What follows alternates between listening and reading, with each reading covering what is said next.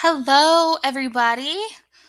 Hello, coders. Let me know if you can hear me in the chat, and we will go ahead and get started. Let me know if you can see my screen.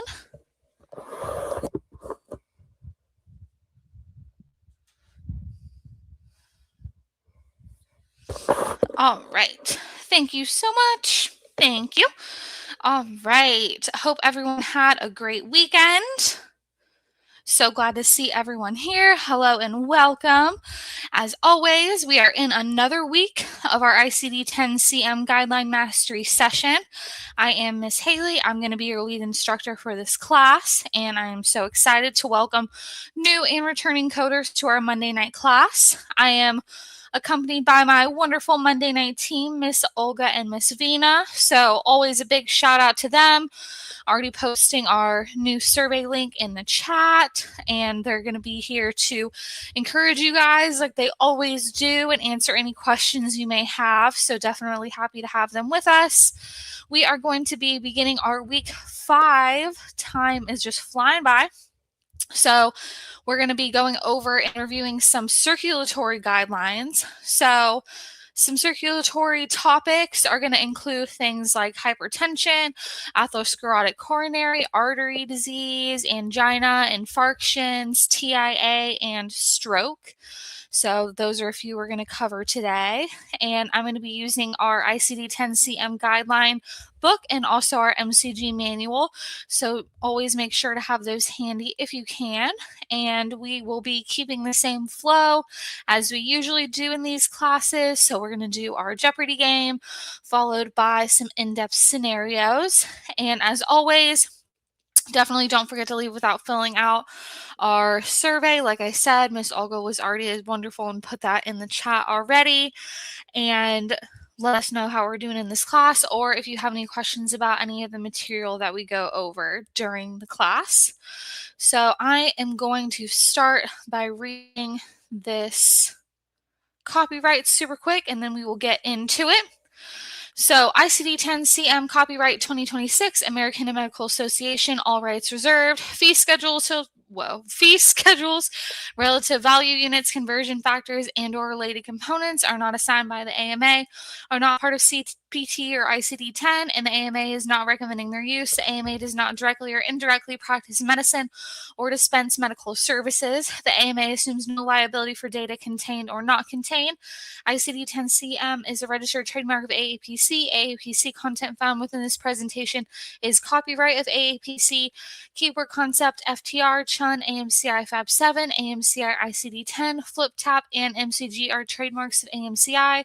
The credentials CPC, CRC, COC, CPMA, CPB, CPPM, CBCO are owned by the AAPC. AMCI does not own the rights to these credentials. The credentials CCA, CCS, CCS-P, RHIA, RHIT are owned by AHEMA. AMCI does not own the rights to these credentials. All right. So with all of that being said, let's just jump right into it with our Jeopardy game.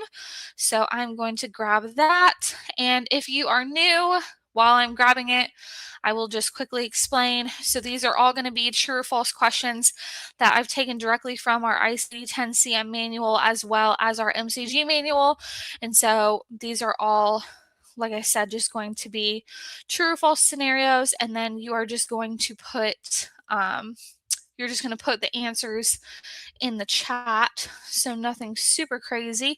And then I'm going to, at the end, go over and reveal all of the guidelines that I specifically took all of these questions out of, so we can use this as a tool in the future to study if we need to.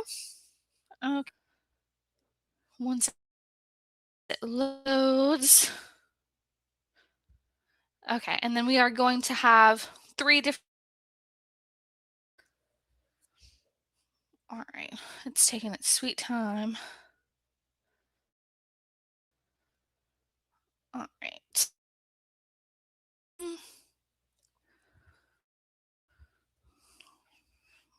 Hello.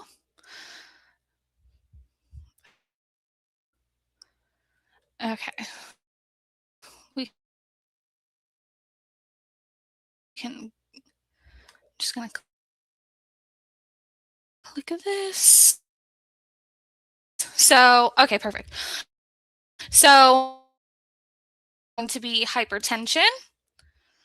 Our next category is going to be the atherosclerotic coronary artery disease, so ACD, and acute myocardial infarction. And without further ado, we can just start. We can just dip our toes in. Let's do a hypertension question for 100. As always, you're going to put the answers in the chat. I'll give you guys about 30 seconds for each question. So our first question for tonight, true or false, an assumed relationship exists between hypertension and heart disease. Is this true or false? I'll give you guys about 30 seconds and then we will go over the answer.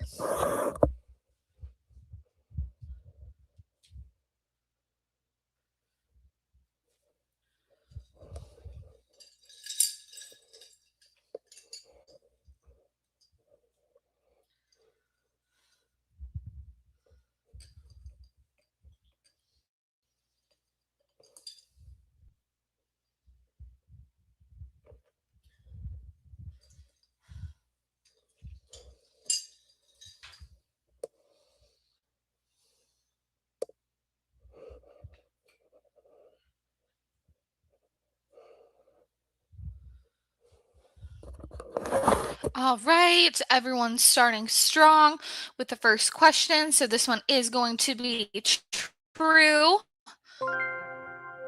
You never want to assume anything when you are coding, but an assumed relationship does exist between hypertension and heart disease unless you see where they specifically say that they are unrelated. So that was a great start. Great job indeed. Let's move on to our ACD artery disease. Let's do a 300. Okay. Codes from category I-69 that specify hemiplegia, hemiparesis, or monoplegia do not always need to identify whether the affected side is dominant or non-dominant. I know this is a lot, so I'll give you guys a little bit of time. Let me know what you think.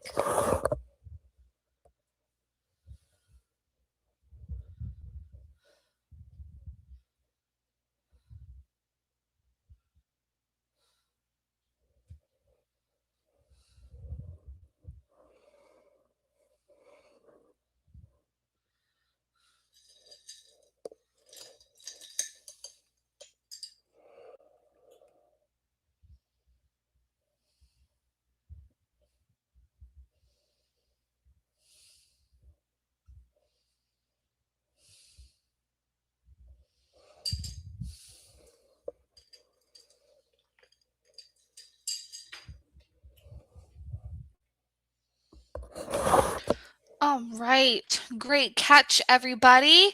This is going to indeed. You're using a code from category I-69 that specify any of these things. You must identify whether the affected side is dominant or non-dominant, and then even if you go specifically into the guideline, it'll tell you if it's not, stated dominant or non-dominant, then left side will be assumed non-dominant, right will be dominant, so on and so forth. So yes, this one is going to be false. Great job. I think everyone got that one right as well. So we are on a roll. All right, let's do a 400 from the AMI section since everyone is just killing it. Okay, true or false? Coronary microvascular dysfunction, or CMD, is a condition that impacts the microvasculature by restricting microvascular flow and increasing microvascular resistance. So this is kind of a definition question to kind of switch things up. Let me know if we think this is a true or false statement in the chat.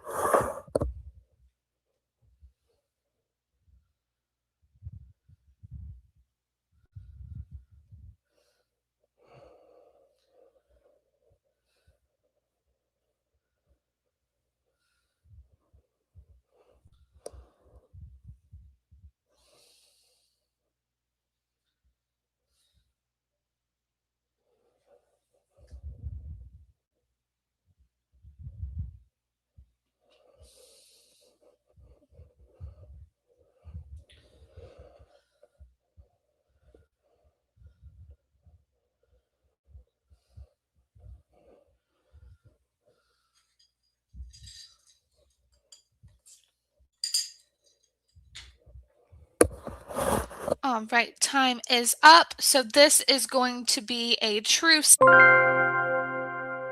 I got to do a little, anatomy, physiology, and medical terminology. Throw that in there.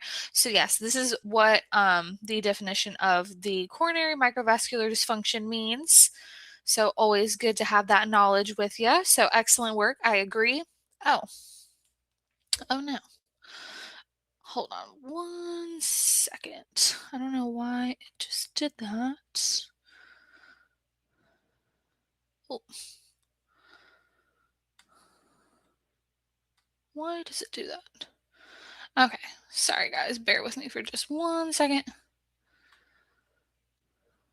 Okay.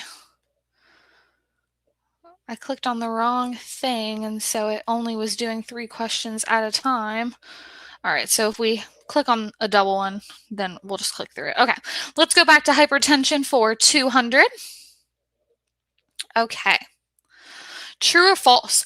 Resistant hypertension refers to blood pressure in a patient with hypertension that remains above goal despite the use of antihypertensive medications. So, this is another kind of definition one. So, let me know what we're thinking in the chat if this is a true or false statement.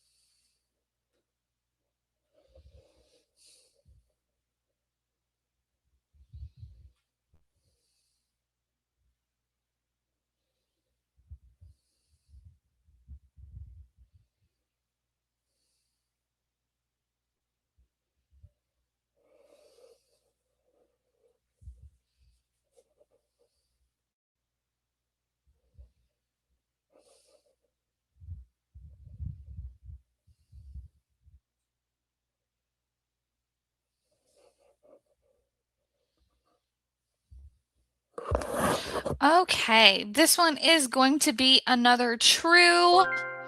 Again, I just want to kind of get some definition. If there's any definitions in the guidelines, I definitely always want to touch on them because it's always good to know. So yes, this is going to be a true statement. So if you got that one right, outstanding job. You guys are killing it as far as participation goes in the chat. So keep it up, keep it up. Okay, let's go back to our middle section. Let's do a 100. Okay, this will be a sequencing question. So if a patient has angina and atherosclerotic heart disease, code them separately. Do not use a combination code. Oh no, not I need to go back. That's why we're here. We're here for some review. We're here to know what we need to, focus on. So we are putting in the work by being here on this Monday night. Let me know what we think in the chat. I'll give you guys a few more seconds on this one.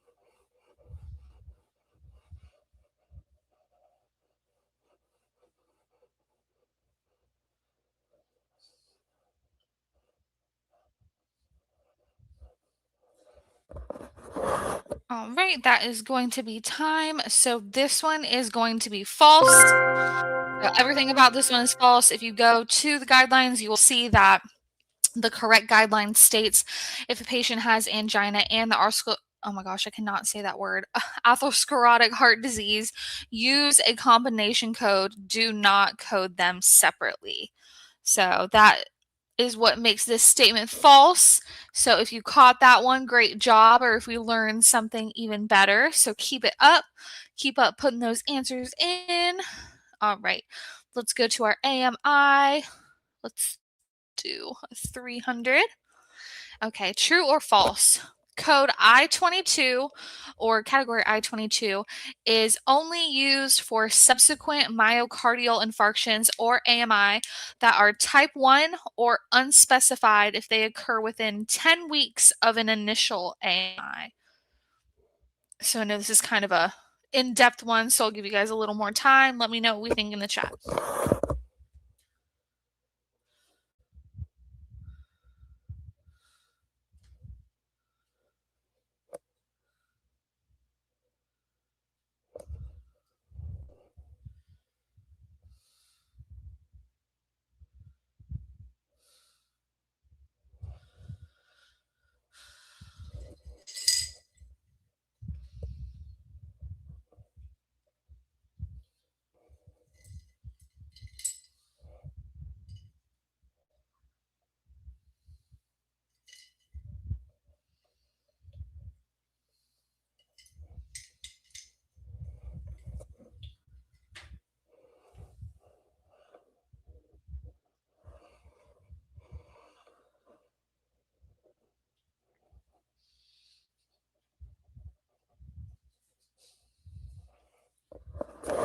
Okay, outstanding, outstanding. So yes, this one is going to be false. Oh my gosh, you guys killed this one. I thought I was being like super sneaky. So yes, so the correct wording would be code I-22 or category I-22 is only used for subsequent myocardial infarctions or AMI that are type 1 or unspecified if they occur within 4 weeks of an initial AMI, not 10 weeks.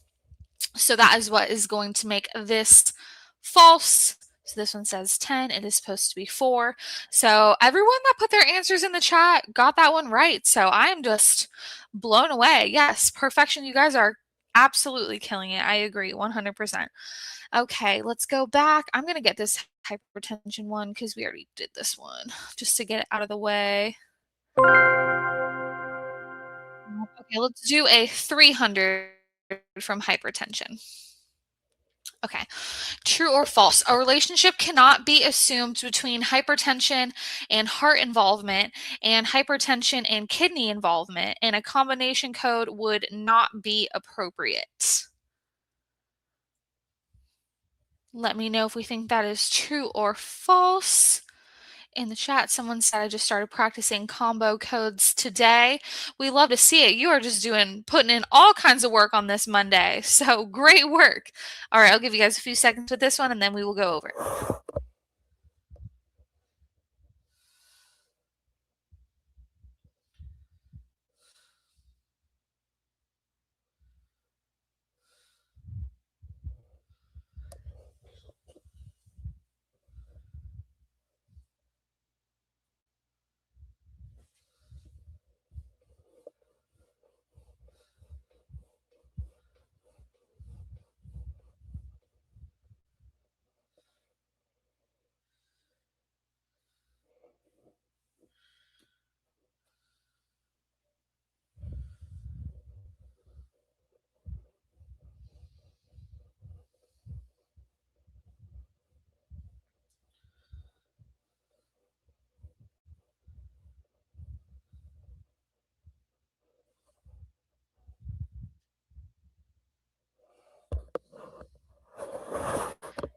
Okay, that is going to be time. So, okay. So, yes. So this one is going to be false.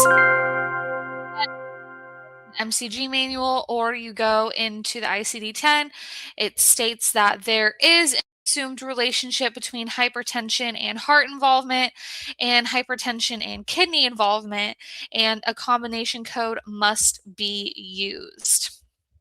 So again, I will go over the specific title, name, and like the number of the guideline that I use. So you can go back and you can look and see what code if you need to get some extra practice. But yes, this statement is going to be false.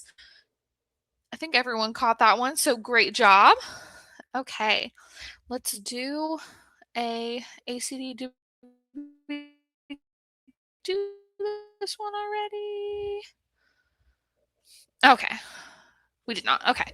True or false? Category I-69 or sequela of cerebrovascular disease is used to code the residual or late effects of cerebrovascular conditions such as strokes that result in lasting neurological deficits. So kind of another definition one, but let me know if we think this is a true or false in the chat.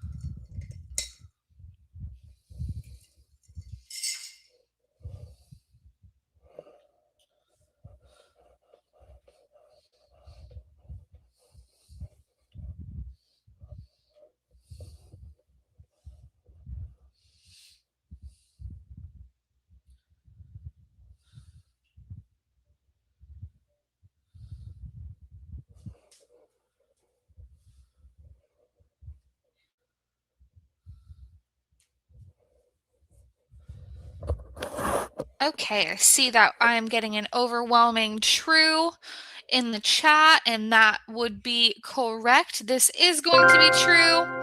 So, yes. So, this section, in case you guys didn't know, because I know we've been talking about that category I-69 a lot, but you're going to see that a lot when you're dealing with these kinds of codes in this kind of section. So, yes, and that is going to be when you are coding all of your cerebrovascular conditions, so your strokes that result in the lasting neurologic defects. We are going to maybe use one for our in-depth scenario later. So I'm glad that everyone got that one right. Keep it up. Let's move on to our AMI. Let's do a 100. Okay, so if a type 1 STEMI changes to an N-STEMI due to treatment, code it as an N-STEMI. All right. I know I said STEMI so many times, so I'll let you guys look this one over. Let me know in the chat what we think.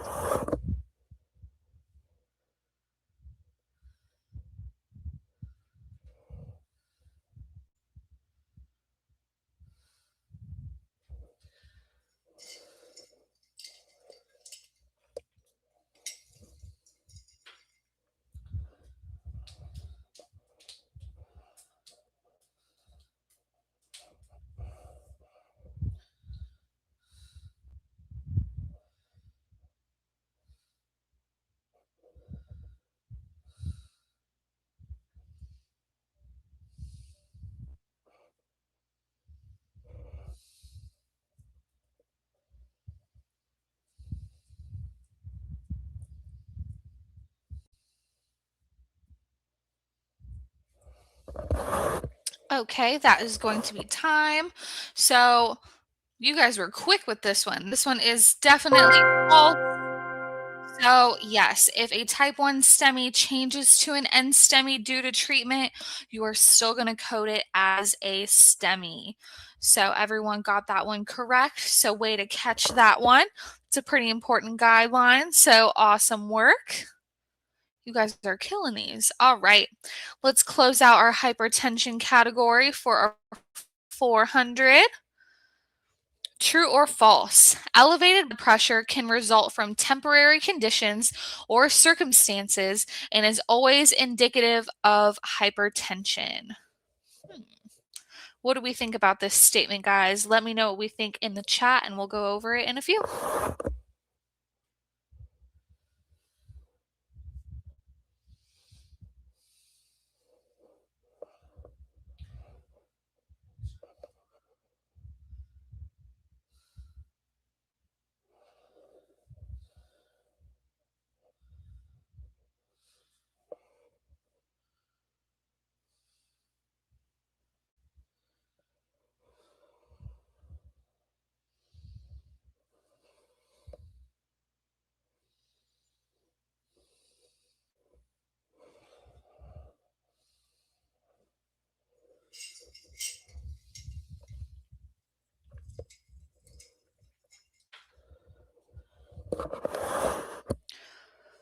Okay, I'm seeing a lot of responses in the chat.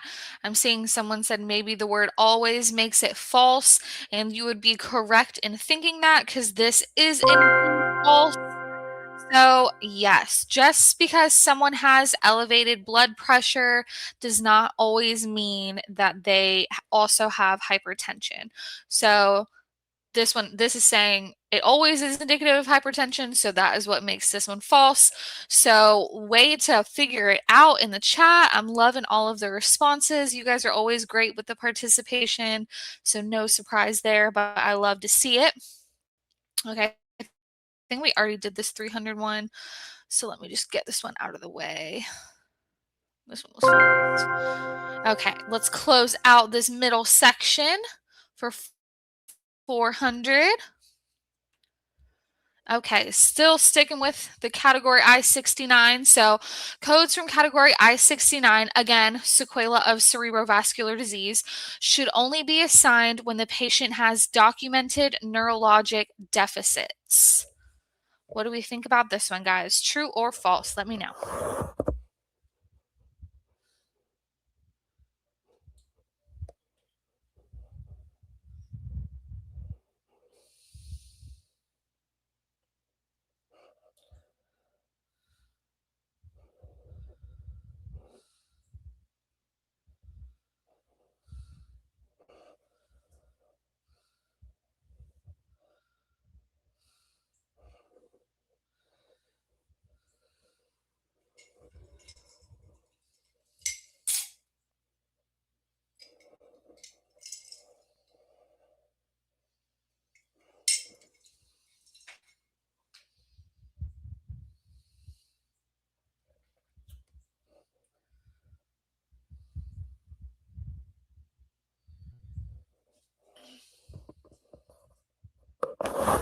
Okay. So this one is going to be true. So these codes from category I-69, they definitely should only be assigned when the patient has documented neurologic deficits, like if somebody has an example of this would be, somebody has facial drooping due to an old cerebrovascular disease or due to an old CVA. You definitely want to look for that connection. So definitely want, if someone's having the face drooping or something like that, you want to see that it is documented that it is specifically from a previous CVA. So that's what make this one true. Yep, spot on. I agree. Amazing job. All right, and we have one more. Was this the 200 or the 400? Let's see. Okay, perfect. So, if an acute myocardial infarction or an AMI is documented as non-transmural or subendocardial and the site is specified, it should still be coded as a subendocardial AMI. I know this is a lot of words, so I'll give you guys a few to figure it out. Let me know in chat what we think.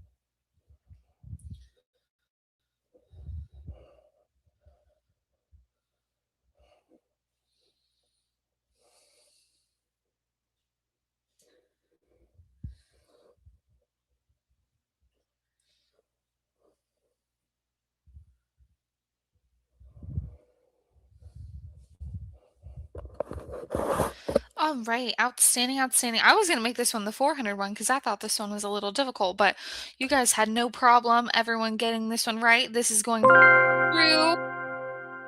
So, yes, this is how you would code if both of these are documented and the site is specified. So, great job. Way to end the Jeopardy game. We already did this one. So way to end that game on a great note. I think you guys are nice and warmed up. I think you guys have been killing these guidelines. So let's take that great energy into our in-depth scenarios. But before we do that, I am going to really quickly just click through the I'm going to switch back to our presentation and click through all of the guideline references that I use for this game. Again, this is going to be a recorded video, so I'm going to click through them kind of quickly so we can get to our in-depth coding, but since it is recorded, you can always go back to our YouTube page, find this video, and you can kind of slow it down if you need to and, pause it if need be, if you need to get a little extra practice with these specific guidelines. So this is going to be our Jeopardy guidelines for the hypertension section. So all of our questions, all of our answers, and all of our specific guideline titles so that you can locate them if you need to. This is going to be from our second category, that atherosclerotic coronary artery disease, ACD, and angina, the question, the answer, the guideline, and then last but not least, this is going to be our acute myocardial infarction, or AMI section. Again, question, answer, and the guideline. So we can always look back on that. Okay, so how are we feeling? I hope you guys are feeling confident. I hope that is the vibe that we are feeling for going into our in-depth scenarios. Let me know in the chat. And while you are doing that, I'm going to stop sharing my screen. I'm going to go ahead and grab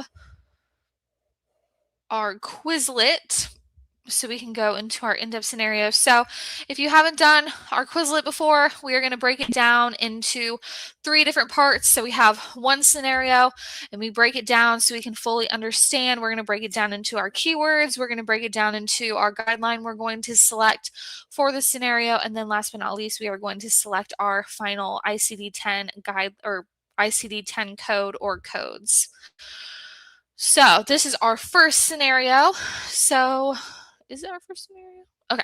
So a 68-year-old man is admitted to the emergency department with severe chest pain and is diagnosed with an acute STEMI involving the inferior wall. During hospitalization, he is treated with thrombolytic therapy. After treatment, repeat testing shows the infarction has evolved into an NSTEMI. So what keywords are we taking out of this encounter to find our guideline and to find those final codes? Let me know in the chat, and then we will go over it in just a minute or two.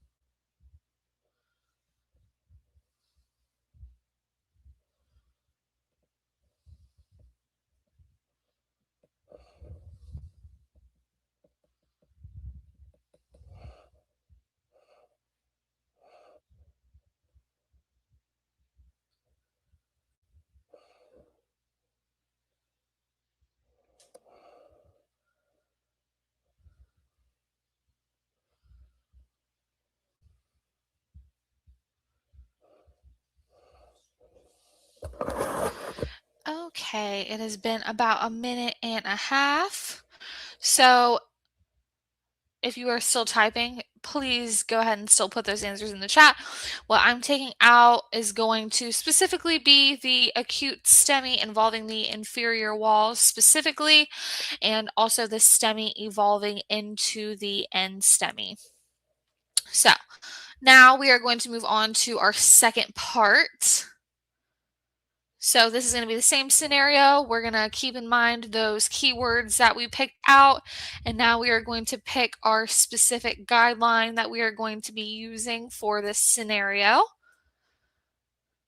again, from chapter 9. So to kind of, narrow it down a little bit, I know there's a bunch of guidelines. So out of all of those from that chapter, let me know what guideline you think is best going to fit solving this scenario.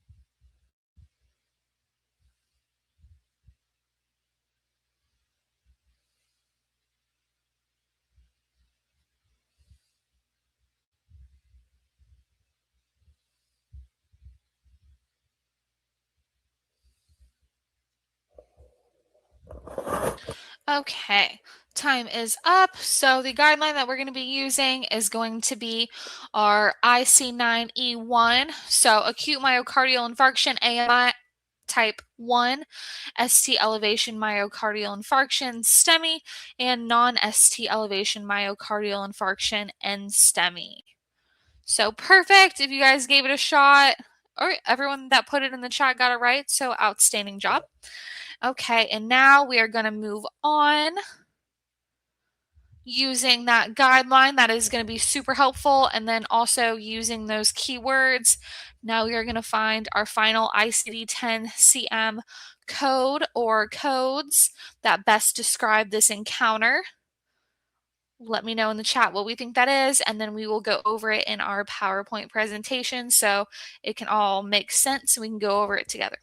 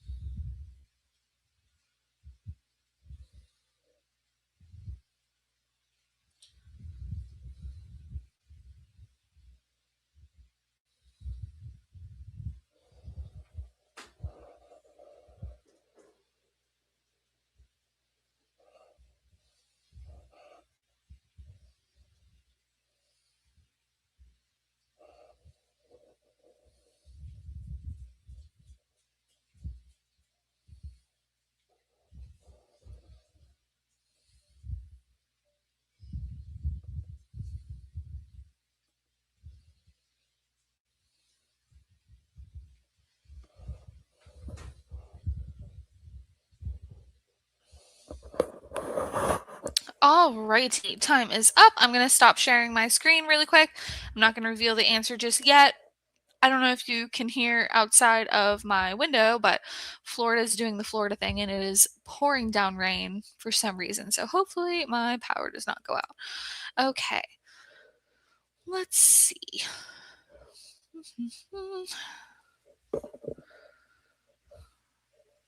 Okay. So this is going to be our scenario. Once again, I know you guys were looking at it time and time again, so I won't read the whole thing over again. But again, the key words that we're taking out are that acute STEMI involving the inferior wall and also the STEMI evolving into an NSTEMI. This is going to be the guideline we are going to be using. Again, IC9E1. So this is basically STEMI and our NSTEMI. And if you read on, and you also saw one of these questions that we went through in our Jeopardy about, when someone comes in and they have a STEMI and then they stay and receive therapy and it involves into an NSTEMI, that you are still going to code it as a STEMI. So with that being said, if you read this, it'll also explain that. So that is why we're just going to be using one code for this scenario, and that code is going to be for the STEMI. So this kind of goes into it a little more. So if you look at this clarification, this specific section right here, if a type 1 NSTEMI becomes STEMI, code it as STEMI. But if a type 1 STEMI changes into an NSTEMI due to treatment, and then you see due to treatment, if you look in the scenario, it is treated with the thrombolytic treatment, you are still going to code it as STEMI. So with that being said, that's pretty cut and dry. So then you can, refer over to your ICD-10 book and you can find our one and only code that we are using for this scenario. And that is going to be our ST elevation or STEMI, myocardial infarction involving other coronary artery of inferior wall. Again, being inferior wall because that is another keyword that we took out of our scenario. So that is how we found our one and only code for this scenario. So if you gave it a shot, Becky Leaf, you absolutely killed it. Found the guideline, the keywords, and the code. So the trifecta. So shout out to you. Or if you gave it a shot in the chat, absolutely outstanding. Hopefully the explanation helped. Again, let me know in the chat if we have any questions about that one. But we are going to move on to our second scenario for the night, and we are going to start right back over with our keywords. So I'm going to switch back to our Quizlet, and let's give it another shot. So here's our second scenario. So Mrs. Thompson, a 79-year-old woman, presents to her primary care provider for a routine follow-up visit. She experienced a cerebral infarction 1 year ago and continues to have left-sided hemiplegia as a result of the stroke. No new cerebrovascular event is documented. What keywords best describe this encounter? So what keywords, again, are we going to take out in order to find that guideline and in order to find our final ICD-10 code? Let me know in the chat. I'll give you guys about a minute and a half.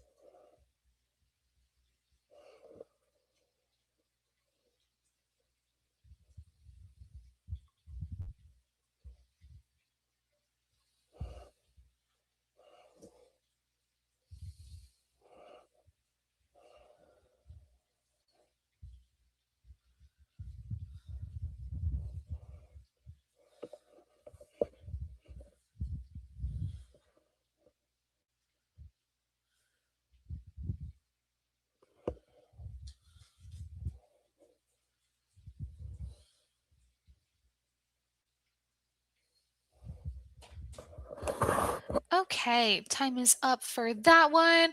So the keywords that we should be taking out of here are going to be the patient experiencing a CVA 1 year ago, continues to have the hemiplegia, and then also the left-sided hemiplegia as a result of the CVA specifically. So everyone that put their answers in the chat got that one. you are definitely on the right path, and those are all great keywords to take out. So shout out to you guys. And now we're going to move on to our second part, and we are going to be finding what ICD-10-CM guideline is going to best describe this encounter in order to find those final code or codes. As always, I'll give you guys a little bit of time and put those answers in the chat. Let me know what we think.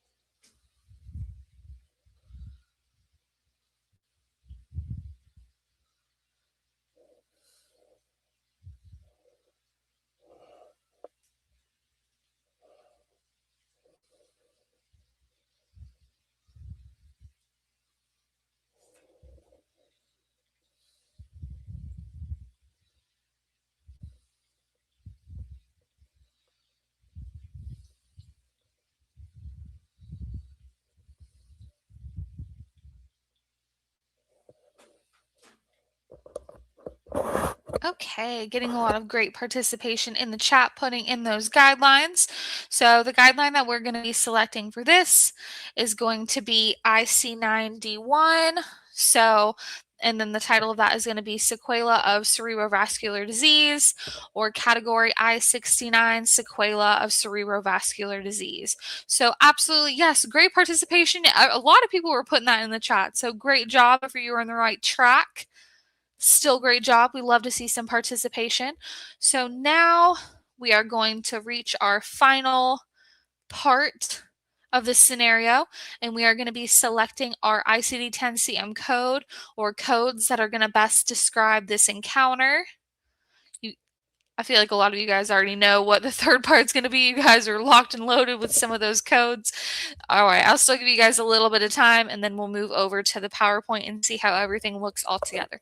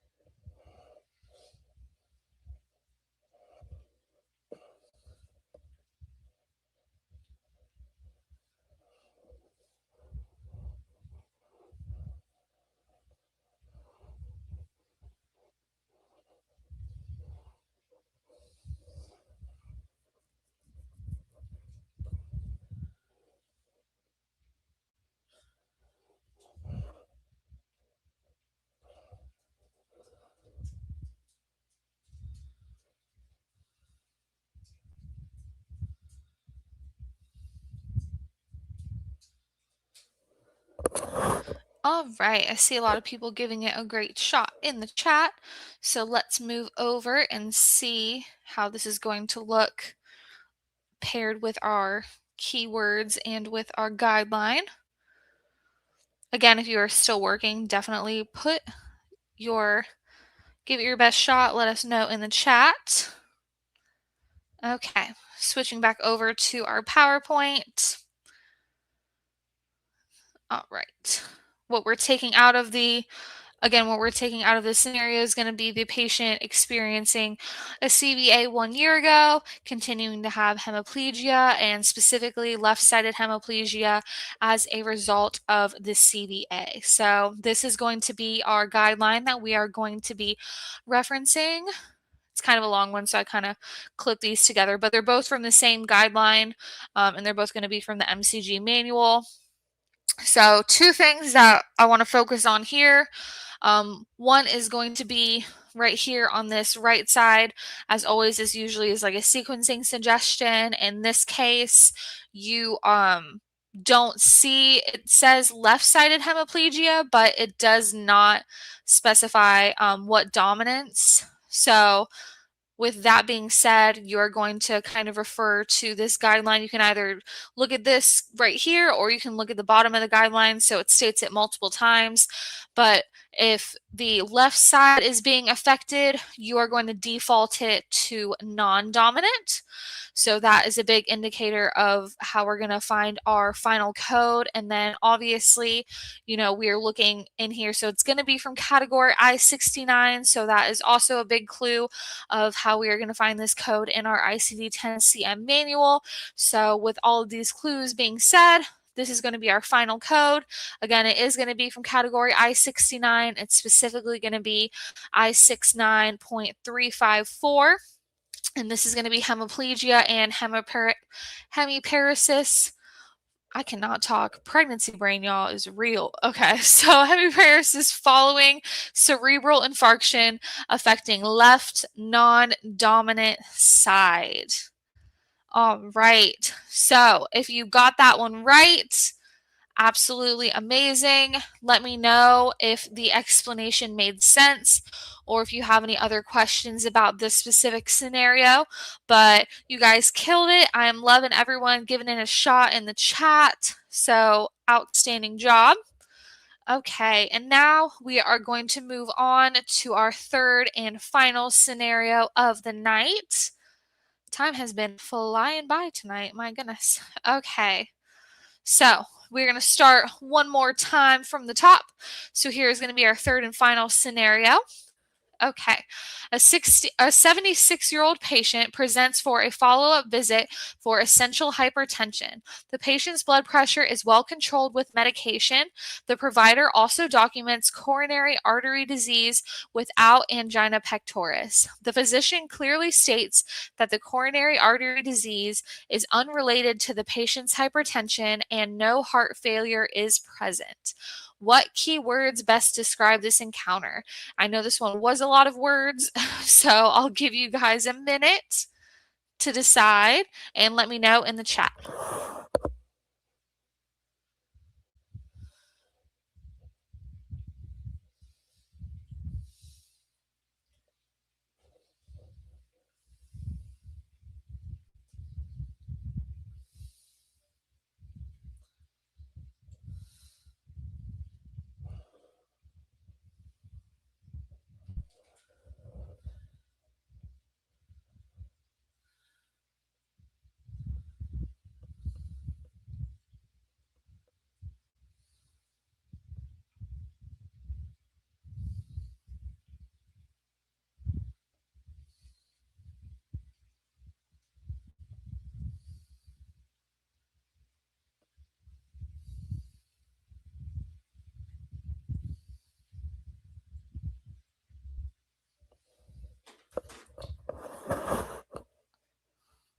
All right, and once you guys, I know you guys are doing that, but I saw that someone asked the difference between category I-69 and I-67.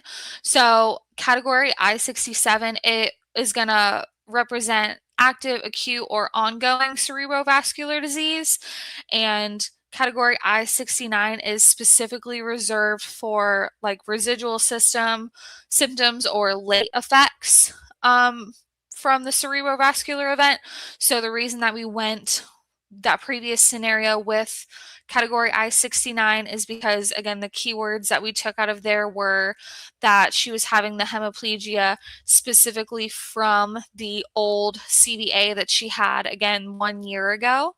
So that is why we were using that specific category versus category I-67. So I hope that that made sense. But moving to this scenario, I see you guys have put some awesome keywords in here. So yes, so what I'm taking out of here is going to be the reason for the encounter, so why they're going and getting seen is for that essential hypertension, also that coronary artery disease without angina pectoris, and then also pretty important, the coronary artery disease and the hypertension specifically being unrelated or specifically being documented as unrelated. So, yeah, of course. I love questions in the chat. Ask them up. All right. So now we are going to move on to the guideline or guidelines that best describe this encounter. I think there are two in here. I think so. I think there are two that we're using, but don't quote me on this one. Let me know what we think in the chat. I'll give you guys about a minute and a half.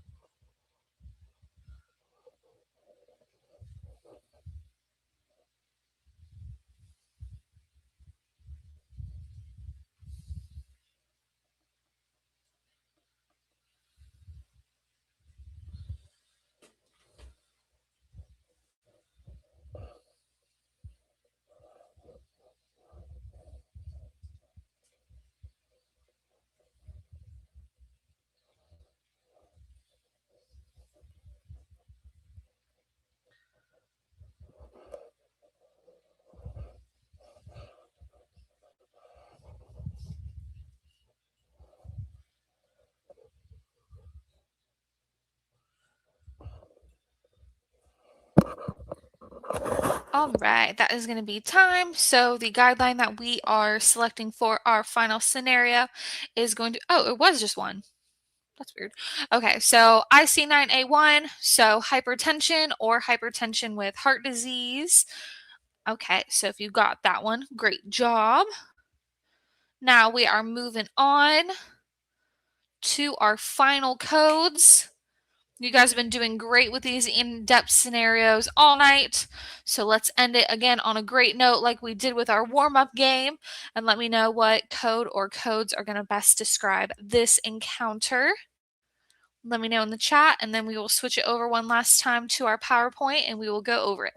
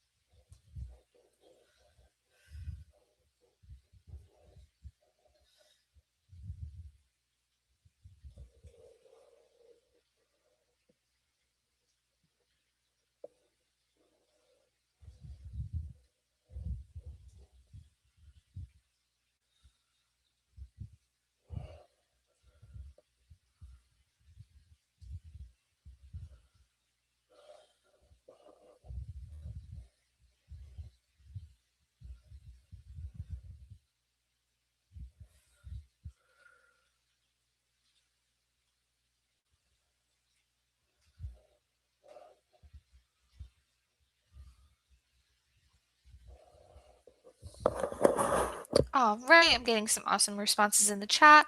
I'm going to switch right on over to our PowerPoint so we can see how everything looks all on one screen. Okay. Awesome. Awesome. So, okay. So, yes. So, what we're taking out of here, the reason for encounter is going to be that essential hypertension or the visit for essential hypertension. Also, the coronary artery disease without the angina pectoris. And then the coronary artery disease and hypertension being unrelated. So, this is going to be our guideline that we are going to be using. Is there two parts? Oops. Okay, so this is going to be the guideline we're going to be using. Let's move that back. Okay, so if you look right here at our sequencing suggestions, you can kind of ignore what this says at the top because this is hypertension and / with heart disease. And as we know, because the keywords that we took out of our scenario are that the artery disease and the hypertension are going to be unrelated.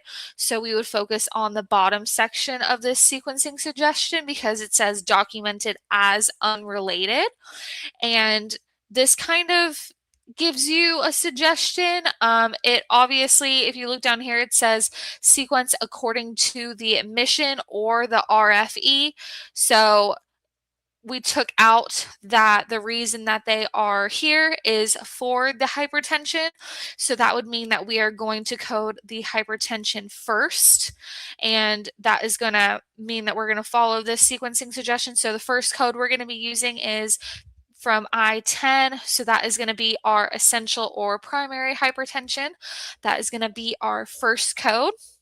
And then for our second code, we have to focus on the coronary artery disease, again, because they're being unrelated. So we're going to have to code them separately. It even says code separately if the provider documents as unrelated.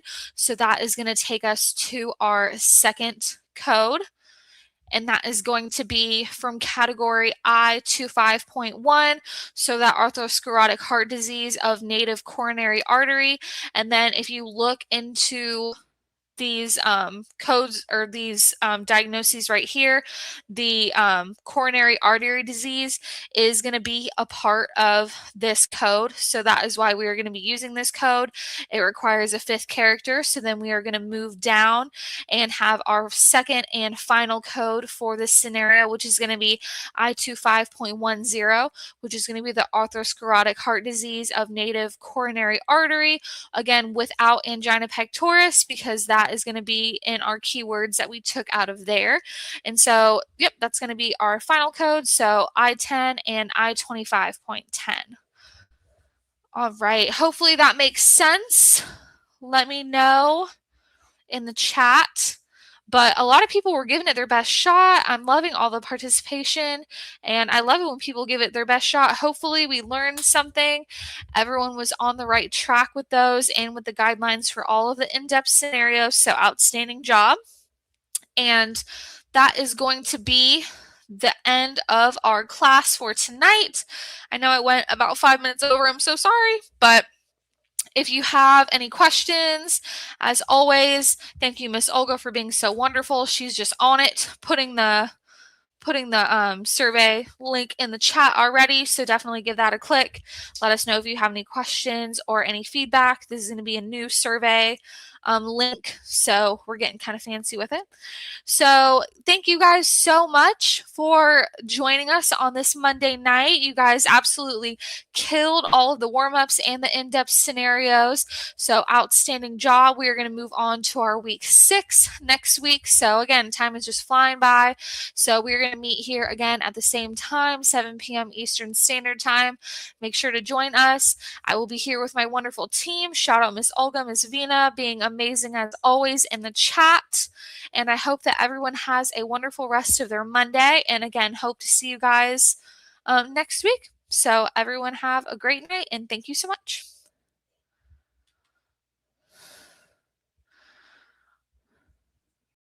4,000 exam passers and free classes at AMCI. Learn to go straight from home or on the road at AMCI. We're on the East Coast, the West Coast. We're all around the world. AMCI, AMCI. See